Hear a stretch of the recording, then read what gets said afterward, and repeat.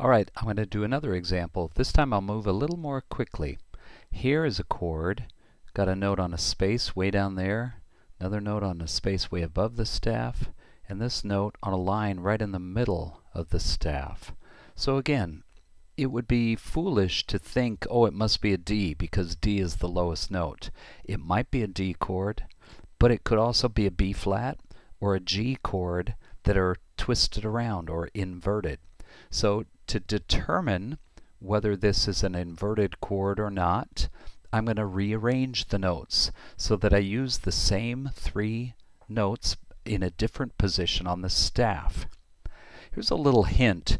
In the previous video I told you you can stack them up any way you like on lines or spaces, but what I find is easier if you want to avoid ledger lines is pick whatever note is closest to the center of the staff, and in that case it's this B flat which is on a line.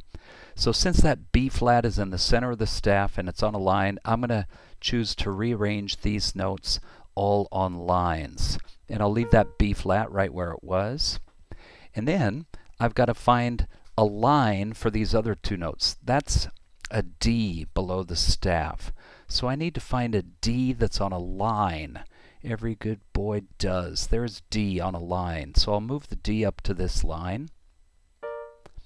And this note way up here is a G. So I need to move that G so that it's on a G line instead of this G space up here. Every good, oh, this is G right here. Okay, so I've rearranged the three notes of my triad so that they're all on lines.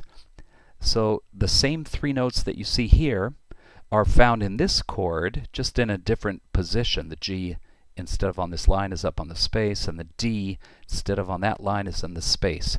But the two chords each have a G and a B flat and a D.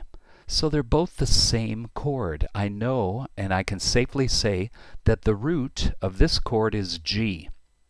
The root of this funny looking chord that I'm trying to identify is also G. Next, as you'll remember, we go to the circle of fifths, and we're going to look up the key signature of G. G, we'll notice, has one sharp, F sharp. Everything else in the key of G is supposed to be natural.